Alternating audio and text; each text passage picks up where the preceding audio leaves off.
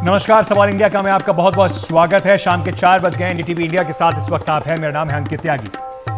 कर्नाटक के चुनाव का प्रचार जो है, जो इतना शोर शराबा आप सुन रहे थे, हेलीकॉप्टर लगातार कर्नाटक में एक के बाद एक नेता लिए पूरे चप्पे चप्पे पर लोगों से वोट मांगने का जो पूरा कार्यक्रम चल रहा था, वो आज शाम 5 बजे थम जाएगा। चुनाव प्रचार शाम 5 बजे खत्म हो जाएगा।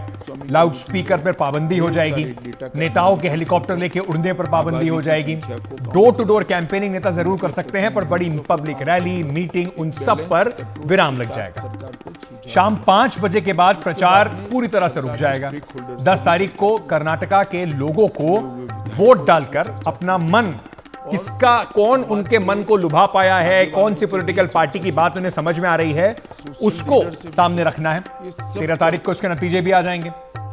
प्रचार के आखिरी दिन, या फिर कहें कि आखिरी घंटों में, तीनों प्रमुख दल जबरदस्त प्रचार कर रहे हैं, पूरी ताकत झोंक रहे हैं। अब बड़ा सवाल यह है कि कर्नाटका में जो चुनाव हो रहे हैं उसके मायने क्या हैं, और वो कौन से ऐसे तथ्य हैं जिन्हें ध्यान में रखते हुए 2023 के जो इससे पहले विधानसभा जो चुनाव है, कांग्रेस बीजेपी ने अपनी पूरी ताकत झोंक दी है। आमने सामने की टक्कर दोनों में दिखाई पड़ रही है, लेकिन भूले ना कि यहां पर जेडीएस भी एक अहम प्लेयर के रूप में खड़ा हुआ है। आज आखिरी दिन चुनाव प्रचार में राहुल गांधी बस में चढ़ के लोगों से बात करते नजर आए। प्रियंका गांधी अपना एक रोड शो करती नजर आई।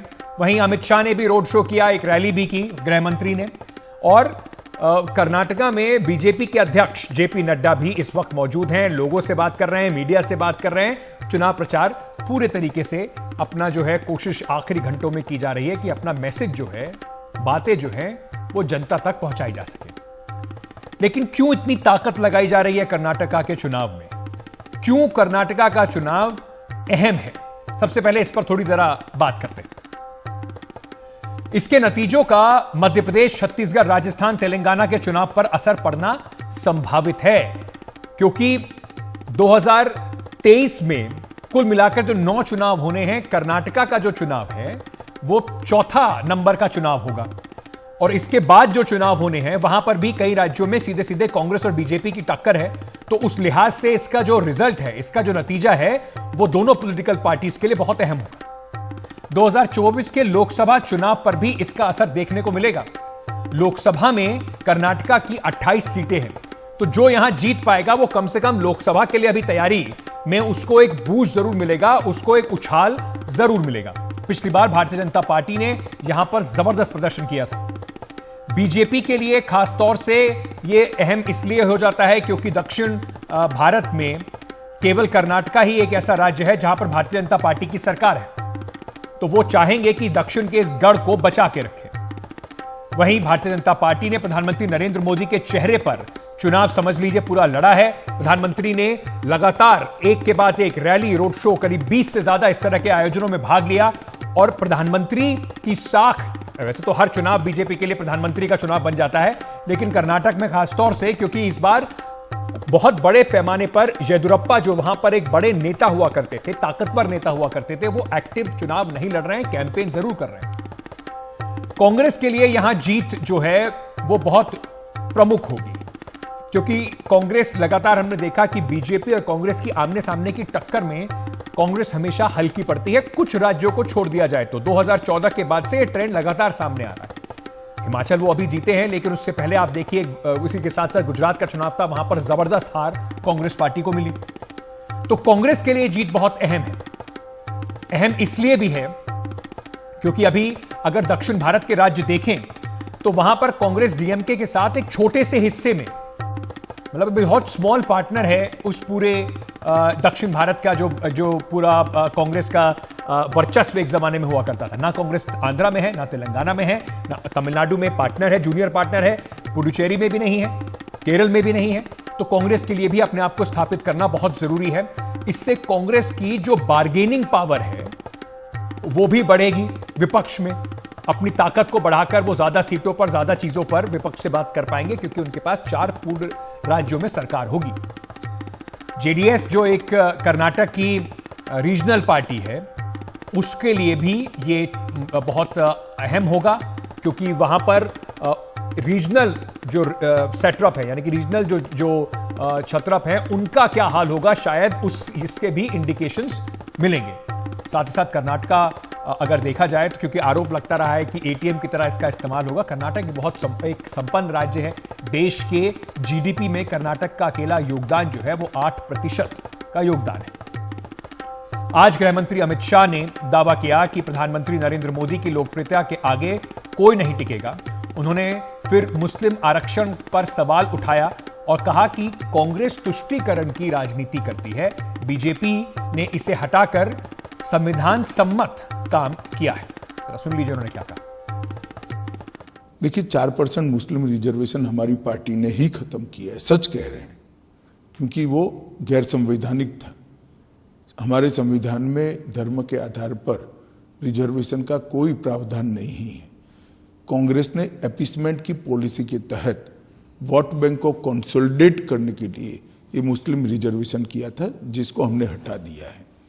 और मैं मानता हूं हमने बहुत उचित कदम किया है। ये ठीक है, थोड़ा लेट हो गया है, परंतु ये हमारा जो फैसला है ये संविधान सहमत है। उधर प्रियंका गांधी ने भी कांग्रेस के लिए कमान संभाली। विजयनगर में उन्होंने एक रोड शो निकाला। कल बेंगलुरु में प्रधानमंत्री थे, आज बेंगलुरु में प्रियंका गांधी। इनके जो रोड शो खत्म होता है, प्रियंका गांधी ने चुनाव जो प्रचार है उसका अपना अभियान भी खत्म किया।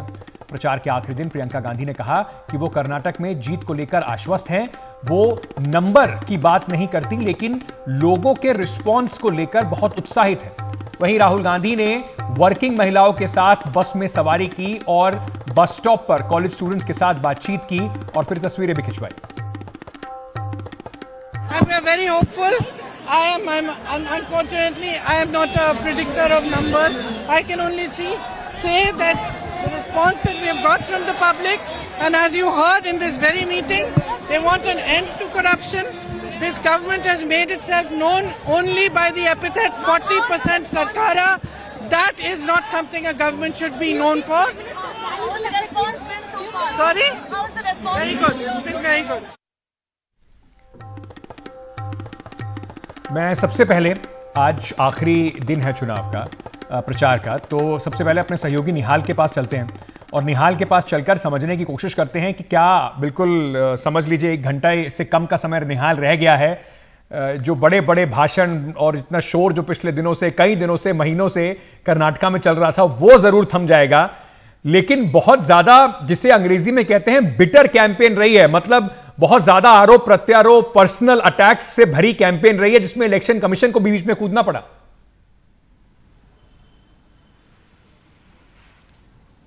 तीनों ही पार्टियों ने जिस तरह से अपने भाषण दिए हैं यहाँ पर और जिस तरह से एक दूसरे पर आरोप प्रत्यारोप लगाए हैं, उसके बाद आप देखिए कि इलेक्शन कमीशन की तरफ से नोटिस तकरीबन सभी पार्टियों को दी गई है कि वो अपनी स्थिति साफ करें। 6 बजे के बाद जो इलेक्शन कमीशन की तरफ से हमें बताया गया है कि आज शाम 6 बजे के बाद कोई भी राजनीतिक दल प्रचार प्रसार यहाँ पर नहीं कर सकते।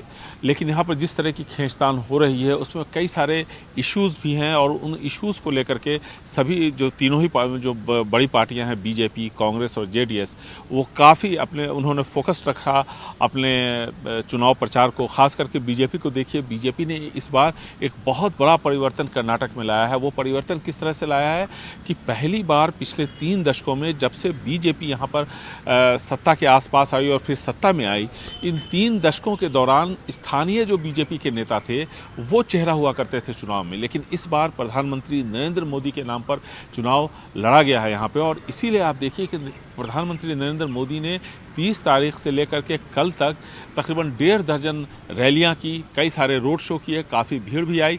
लेकिन एक चीज़ और मैं बताना चाहूँगा कि जो ये तीनों के लिए चिंता का विषय है, खास करके बीजेपी और कांग्रेस के लिए, क्योंकि जेडीएस जो है वो ग्रामीण इलाके की पार्टी मानी जाती है यहाँ पर ओल्ड मैसूर रीजन में। लेकिन बीजेपी और कांग्रेस के नेता जब बड़े शहरों में गए तो वहाँ भी बहुत भीड़ आई। लेकिन अगर आप देखेंगे वोटिंग का परसेंटेज, तो जो मैं पढ़ रहा था तो मुझे ये पता चला कि चाहे बेंगलुरु शहर हो हुबली धारवाड़ हो, मैंगलोर हो, यानी इस तरह के जो अर्बन इलाके हैं वहाँ भीड़ ज़रूर इकट्ठा होती है, लेकिन वोटिंग परसेंटेज जो है 50 से 55% के आसपास होता है। और शुरू में तो इतना कम होता है कि 40-42% वोटिंग होती है।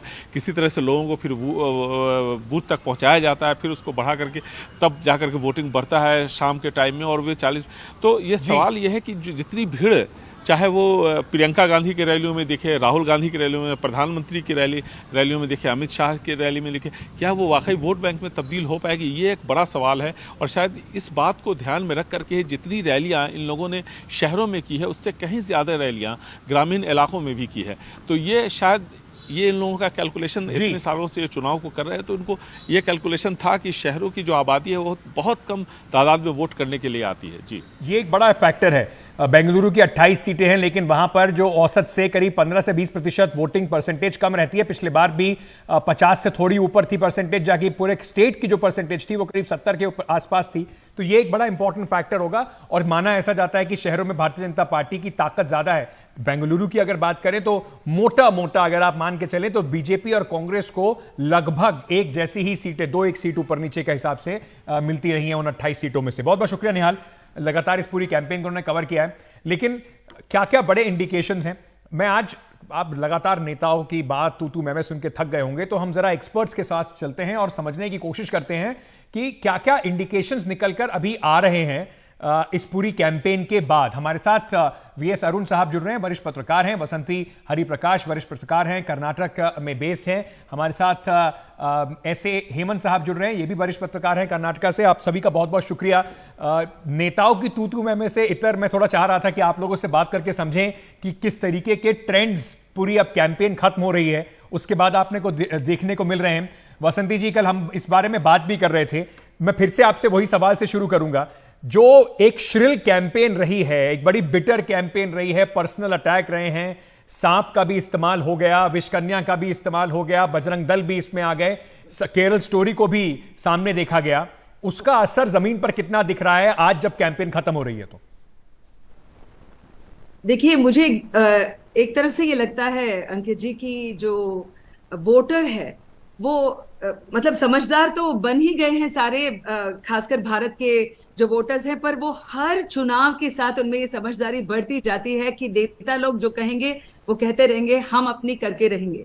जब मैं जमीन पर जाती हूँ, जैसे कि वरुणा कॉन्स्टिट्यूएंसी या फिर मंड्या, तो लोगों को ये एक सामान्य सी बात हो गई है कि एक तो पहले बहुत लोग ये समझते हैं जब हम पत्रकार जाते हैं तो शायद हम भी कुछ या तो कुछ देने के लिए आए हैं, जैसे पक्ष देते हैं अक्सर, और हमें ये बताना पड़ता है कि नहीं, हम पत्रकार हैं, हम आपके मन की बात जानने के लिए आए हैं, आपकी राय जानने के लिए आए हैं।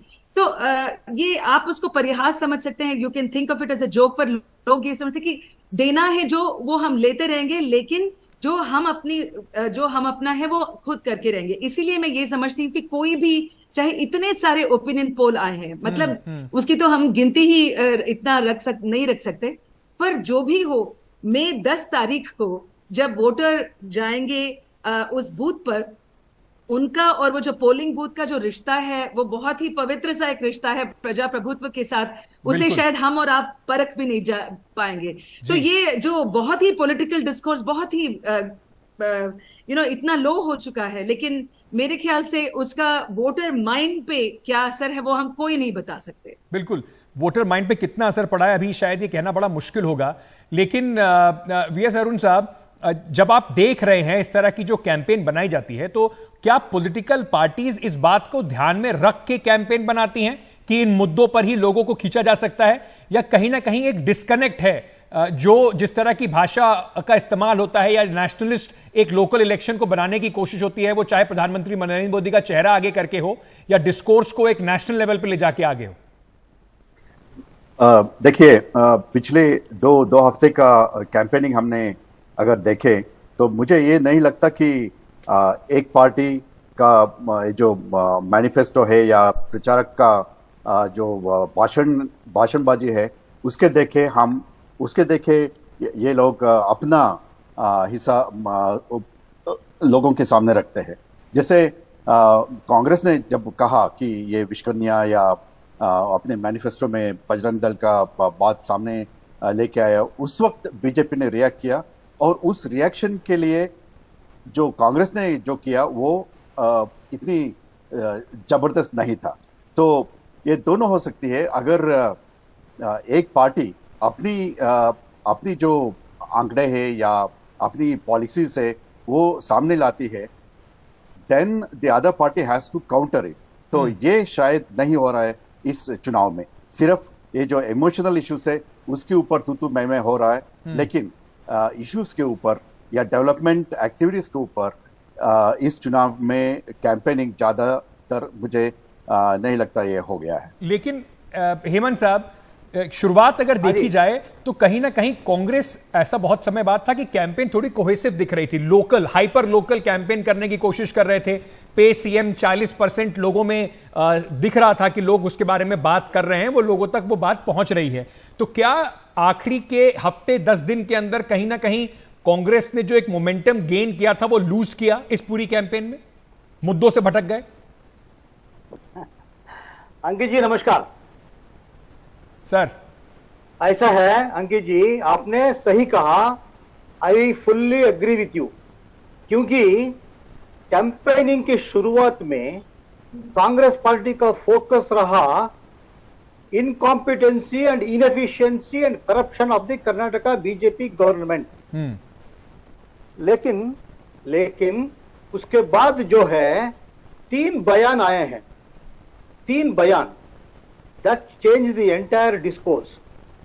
मैं कहीं एक लिखा था एक मेरे आर्टिकल में कि BJP was gasping for breath, Congress party provided oxygen. अरे सांस लेने के लिए बहुत मुश्किल हो रहा था बीजेपी को, कांग्रेस ने ऑक्सीजन दे दिया। नंबर 1 वो मल्लिकार्जुन खड़गे साहब का एक स्टेटमेंट और उसका बेटा का एक स्टेटमेंट, नालायक बेटा करके वो प्रियंक करके का बिल्कुल। और ये बजरंग दल का बैन करने का क्या है? बजरंग दल कर्नाटक में क्या है? रफियंस है, nebulous, it is not a structured organisation. आप उसको क्यों क्रेडिबिलिटी दिया? दैट इज ट्रू, बिल्कुल। Why did you give credibility to the Bajrang Dal? Bajrang Dal is not a structured organization. There is no membership, there is no president, there is no convener.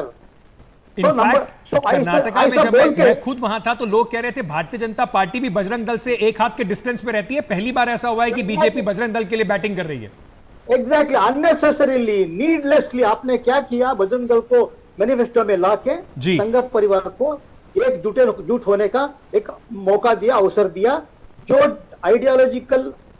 Ideological issue emotional angle के साथ चाहिए था BJP को, जी कांग्रेस ने उसको हथेली में लेकिन वसंती हरिप्रकाश, क्या ये जो कांग्रेस ने एक मौका दिया भारतीय जनता पार्टी को, उसको प्रधानमंत्री नरेंद्र मोदी खुद लीड कर रहे थे, खुद वो आके जय बजरंग बली और इस तरीके से उन्होंने उठाकर इस ऑर्गेनाइजेशन के बारे में बात की और पूरे मिशन को अपने ऊपर फोकस करा दिया कि ये इलेक्शन उनका इलेक्शन है, उनको गालियां दी जा रही हैं। पर क्या ये इतनी बड़ी ब्लंडर है, या इसको माना जाए कि इतना बड़ा इसका असर है कि ये चुनाव में एक डिसाइसिव फर्क ला सके रिजल्ट में, वोटर के दिमाग में? मुझे ऐसा नहीं लगता अंकित जी, क्योंकि ऐसा है कि जो ब्रांड बीजेपी है और जो ब्रांड मोदी जी है तो उसका एक जो आखिरी वक्त पे जो पोल और चुनाव के इस दौरान ये लास्ट मिनट जो विकेट्स जो मिलते हैं उसका तो काफी लोग इस पर बात कर चुके हैं। तो इसका जो है एक वो ब्रांड मोदी के विजिट्स की वजह से जो एक थोड़ा सा वोट शेयर स्विंग हो सकता है वो तो है, पर खासकर बजरंग बली के इस एपिसोड का जो है बहुत ही क्या कहें कि काफी लोगों के मन में ये दुख भी लाया है कि इस तरह का ये डिस्कोर्स यहां तक चला गया, क्योंकि जो लोग भाजपा का समर्थन करते हैं वो भी ये जानते हैं कि बजरंग दल जो है वो जो कोस्टल कर्नाटका के रीजन में वो कोई मतलब मर्यादा लायक कोई काम न करता है, ना उसको थोड़ी दूरी पे रखना ही भाजपा के लिए बेहतर था और बेहतर है। लेकिन इस चुनाव के दौरान ये डिस्कोर्स की वजह से जो बीजेपी ने उसको कैपिटलाइज करने की कोशिश की कि घर घर में, और फिर हम हनुमान चालीसा जैसे एक मंदिरों में इसका जी। चैंट करेंगे। मेरे ख्याल से उसकी पॉलिटिकल डिविडेंड्स इतने नहीं निकलने वाले जो कि भाजपा ने उस वक्त सोचा था। मतलब और ऐसा नहीं यही है कि वजह अगर है- बीजेपी पीछे था तो वो इसको फिनिश लाइन के सामने ले जाएगा सिर्फ इसी इशू के कारण। मेरे पास समय क्योंकि खत्म हो गया है, लेकिन मैं आप तीनों से, मैं आपसे आज ये नहीं पूछूंगा, मैं आपसे आज प्रेडिक्शन नहीं पूछूंगा, आपके नंबर्स नहीं पूछूंगा, लेकिन मैं आपसे सिर्फ तीनों से थोड़ा सा आपको स्पॉट पे डाल के ये जरूर पूछूंगा। मुझे फटाफट बताइए कि आज कैंपेन खत्म होने के बाद मैं हेमंत जी आपसे ही शुरू करता हूं, कौन आपको लग रहा है किसके पास एडवांटेज है? इसका मतलब ये नहीं है कि वो जीते या हारे, लेकिन एडवांटेज अभी आपको किसके पास लग रहा है?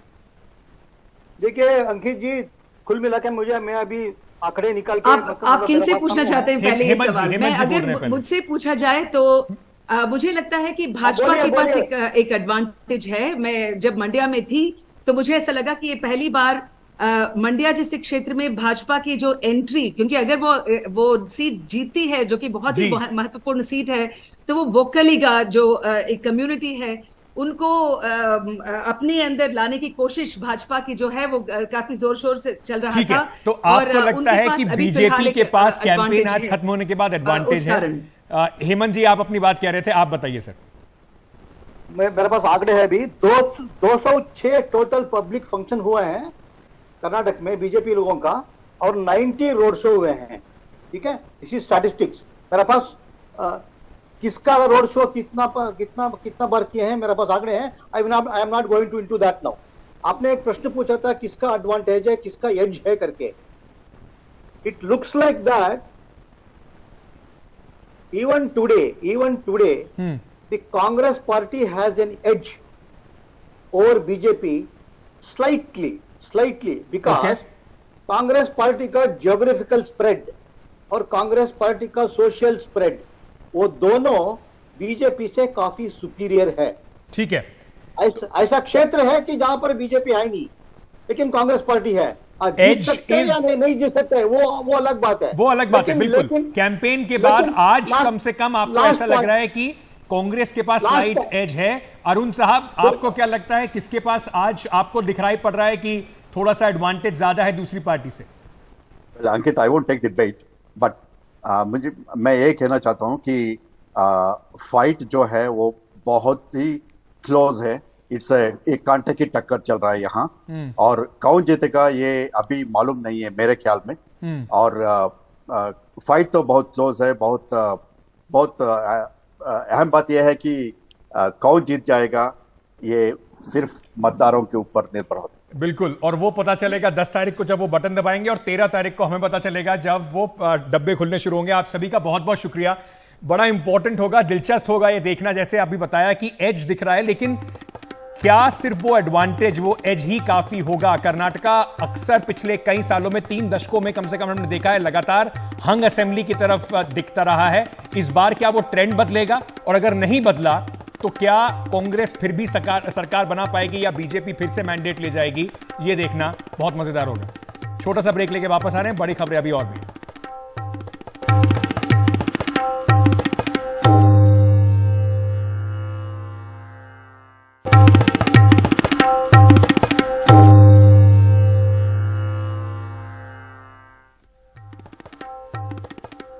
राजस्थान के मुख्यमंत्री अशोक गहलोत ने दावा किया है कि उनकी सरकार को गिराने की जब कोशिशें चल रही थी, साजिशें चल रही थी, उस साजिश में भारतीय जनता पार्टी की नेता वसुंधरा राजे और पूर्व केंद्रीय मंत्री कैलाश मेघवाल शामिल नहीं थे।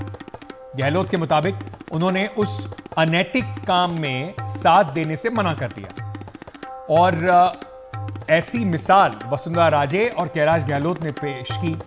अब इस बयान से राजस्थान की राजनीति में हड़कंप मचा हुआ है, भूचाल आ गया है।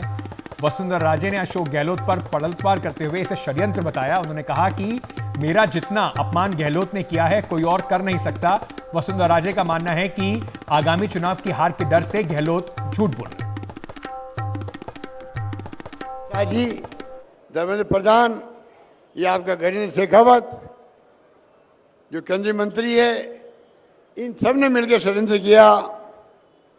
पैसे बांट दिए राजस्थान के अंदर भी, पैसे वापस ले नहीं रहे वो लोग। मुझे चिंता लगी हुई है, पैसा क्यों नहीं ले रहे वो, वापस क्यों नहीं मांग रहे इनसे पैसा। बहुत खतरनाक खेल खेलते हैं अमित शाह गृह मंत्री। तो मैंने एमएलए को कहा है, तुमने गलती कर दी, कोई बात नहीं, भूलो माफ करो। तुमने खर्च कर दिया, 1 करोड़ 2 करोड़ खर्च कर दिया, बता दीजिए मुझे, वो मैं खाना पूर्ति करूंगा अखिल भारतीय कांग्रेस कमेटी के अध्यक्ष को कह करके, उनका पहले वापस दो आप लोग। ये दबाव मेरे, आप ईमानदारी से काम कर सको और मैं पूरा साथ दूंगा आपका। जब शेखावत थे मुख्यमंत्री, उस वक्त जो है उनकी पार्टी के लोग सरकार गिरा रहे थे। मैं प्रदेश कांग्रेस अध्यक्ष था, मेरे पास लोग आए, मैंने उस वक्त कहा था अगर मैं चाहता तो उनके साथ शामिल होकर के सरकार गिर सकती थी भरून सिंह जी की। वो मैंने कहा तुम ये अनैतिक काम कर रहे हो। वही बात कैलाश मेघवाल ने और वसुंधरा सिंधिया ने कहा कि हमारे यहाँ कभी परंपरा नहीं रही है इस प्रकार चुनी सरकारों को गिराने की पैसे के बल पर। ये कहा उन्होंने, क्या गलत किया उन्होंने, क्या गलत कहा उन्होंने। और शोभा रानी ने उनकी बात सुनी, वसुंधरा जी की और कैलाश मेघवाल की। इनके अंतरात्मा ने कहा कि मुझे भी ऐसे लोगों को साथ नहीं देना चाहिए। क्या गलत किया शोभा रानी ने, इसलिए हमारी सरकार बची है। जिन लोगों के बारे में उन्होंने कहा है, आदरणीय वसुंधरा जी हम सब की वरिष्ठ नेता हैं, राजस्थान की 2 बार मुख्यमंत्री रही हैं। उनके लिए इस तरह का गैर जिम्मेदाराना बयान केवल अपने राजनीतिक हित के लिए और अपने विरोधियों को, अपने ही दल में अपने विरोधियों को जो है को मैसेज देने के लिए इस तरह का बयान देना, मैं चाहूंगा कि अशोक गहलोत साहब खुलासे के साथ में ये बात कहें कि कब, कहां और किस तरह से उनका सहयोग किया गया था। ये जो है अपने राजनीतिक हितों के लिए, अपने विरोधियों का दमन करने के लिए दूसरों पर कीचड़ उछालने की परंपरा राजस्थान में नहीं थी। अशोक गहलोत साहब, आप इस तरह की परंपराएं शुरू करके जो है राजस्थान में अच्छा संदेश नहीं दे रहे। तो इस पर जो राजनीतिक उठापटक चल रही है उस पर बात करने के लिए हमारे साथ रामलाल शर्मा साहब जुड़ रहे हैं, प्रवक्ता हैं भारतीय जनता पार्टी के। अभी 2 मिनट में हमारे साथ जुड़ जाएंगे। हमारे साथ संदीप सिंह चौधरी साहब जुड़ रहे हैं, प्रवक्ता हैं कांग्रेस पार्टी के। आप दोनों का स्वागत। संदीप जी, सबसे पहले आपसे ही पूछ लेता हूं, जो अशोक गहलोत जी ने कहा है बीजेपी की नाराजगी छोड़ दीजिए, कहीं ना कहीं ये तो स्टैंप लगा रहा है जो सचिन पायलट कह रहे हैं कि साठगांठ है दोनों के बीच में।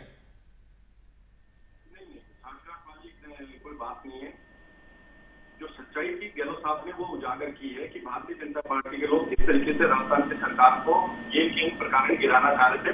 हमारे विधायकों को उन्होंने पैसे दिए सचिन पायलट जी के माध्यम से, उन चीजों को उन्होंने पब्लिक के सामने बताया। साठगांठ वाली कोई बात नहीं। वसुंधरा राजे ने एक ईमानदारी के कारण कि इस प्रकार के छल छपट के वसुंधरा तो बोल रही है कि अशोक गहलोत झूठे हैं, ऐसी कोई बात हुई नहीं थी।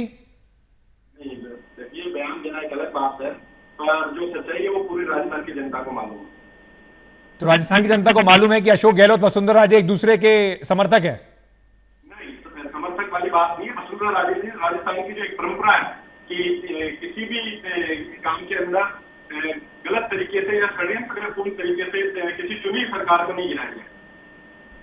रामलाल शर्मा जी, ये तो बस बढ़िया बात है। गहलोत साहब कह रहे हैं कि बीजेपी के नेताओं में देखिए कितनी नैतिकता है कि वो सरकार गिरा रहे थे, तो इतना बीजेपी नाराज क्यों है गहलोत साहब के बयान से?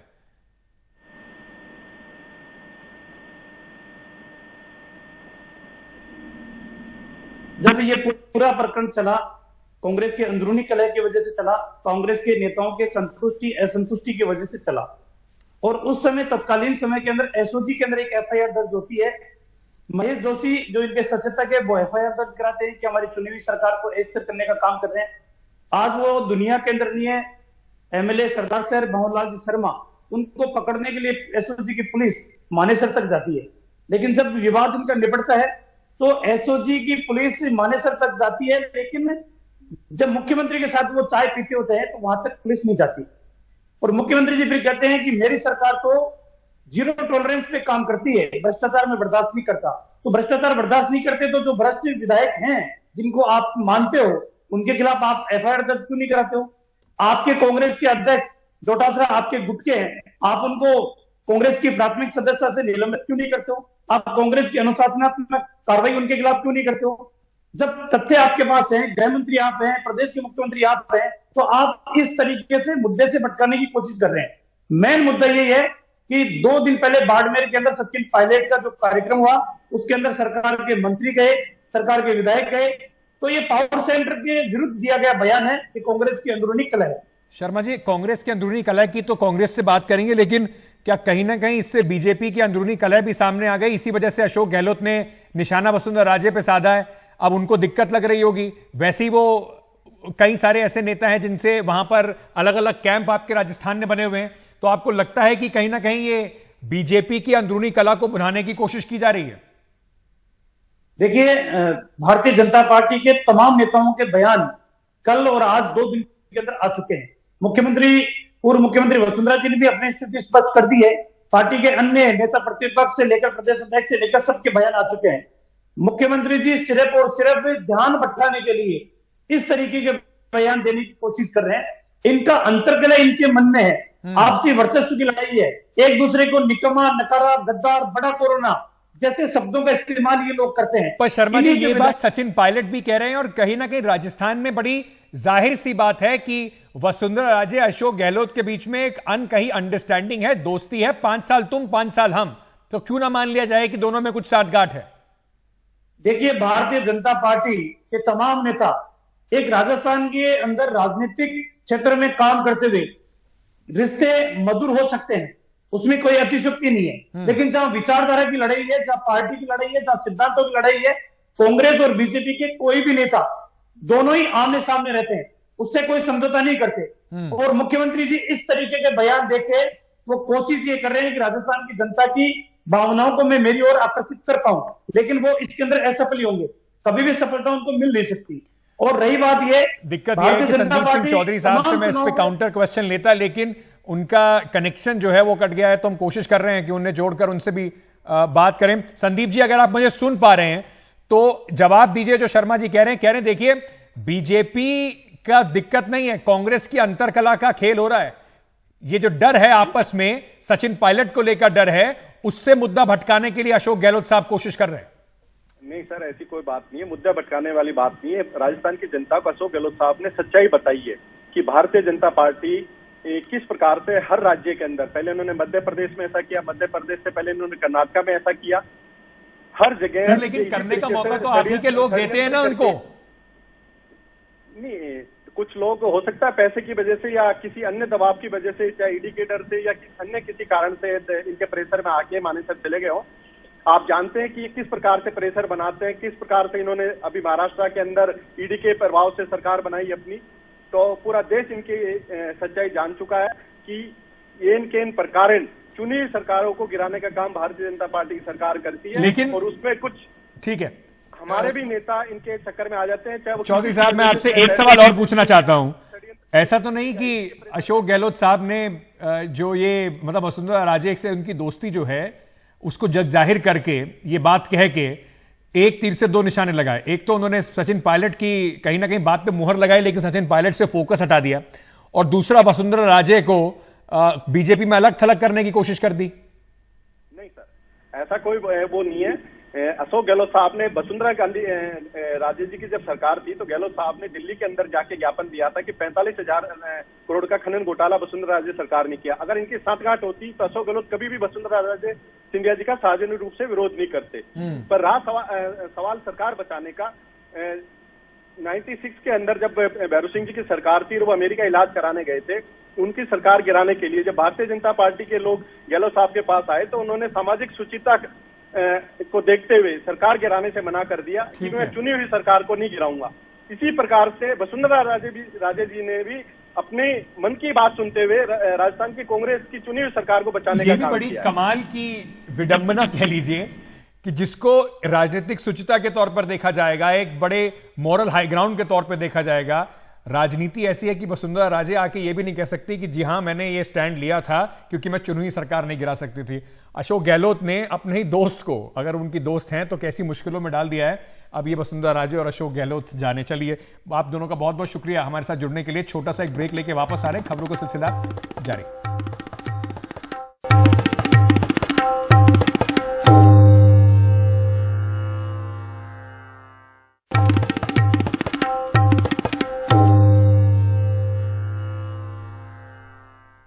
उत्तर प्रदेश के मुख्यमंत्री योगी आदित्यनाथ आज निकाय चुनाव के प्रचार में अयोध्या पहुंचे। उन्होंने चुनाव पर बात की और अपनी सरकार के बेहतर कानून व्यवस्था का दावा एक बार फिर से पेश किया। ये लोकतंत्र का पर्व है, सबको एक वोट देना होता है, किसी का वोट छोटा बड़ा नहीं है, सबको एक समान रूप से अपना वोट देना है।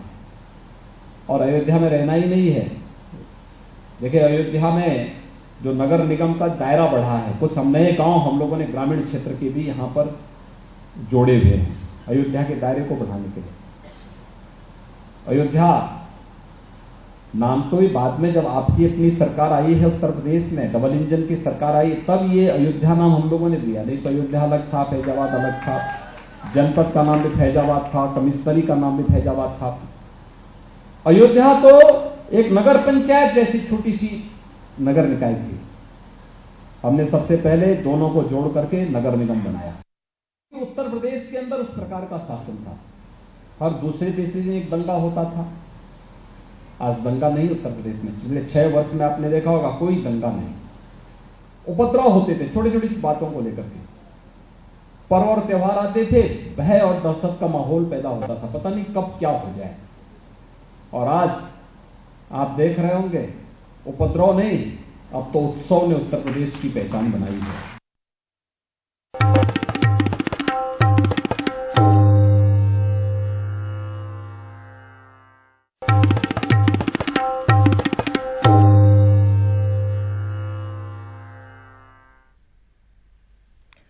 आनंद मोहन की रिहाई के खिलाफ सुप्रीम कोर्ट में सुनवाई हो रही है। आईएएस श्री जी कृष्णैया की पत्नी की याचिका पर सुप्रीम कोर्ट ने सुनवाई की। सुप्रीम कोर्ट ने बिहार सरकार आनंद मोहन को नोटिस जारी करके उनसे जवाब मांगा है। आनंद मोहन की रिहाई का परीक्षण करने को तैयार हैं, सुप्रीम कोर्ट ने कहा है।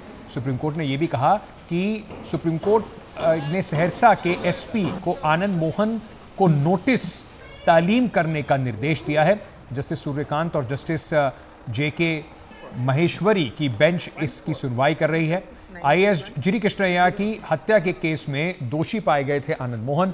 1994 में आईएएस अधिकारी की भीड़ ने हत्या कर दी थी और उस भीड़ को लीड करने का आरोप आनंद मोहन पर था। उमा ने बिहार सरकार, जो उनकी पत्नी है, उन्होंने बिहार सरकार के नियमों में बदलाव के नोटिफिकेशन को भी रद्द करने की मांग की है। हम लोग बहुत खुश है, सुप्रीम कोर्ट ने पॉजिटिवली रिस्पॉन्ड किया है। हम लोग जो पिटीशन फाइल किया था, बिहार गवर्नमेंट को नोटिस इशू किया है एंड अदर दूसरा लोगों को भी जो इसमें इन्वॉल्व हुआ है वो लोगों को भी नोटिस दे दिया गया है। और एक खुशी की बात है, 2 वीक्स में, 2 हफ्ता में वो लोग रिस्पॉन्ड करना चाहिए। ये तो बहुत खुशी है। फिर 15 दिन के बाद तो पता चलेगा। आज के लिए सवाल इंडिया का में इतना ही। खबरों का सिलसिला NDTV पर जारी है, बन रही है हमारे साथ।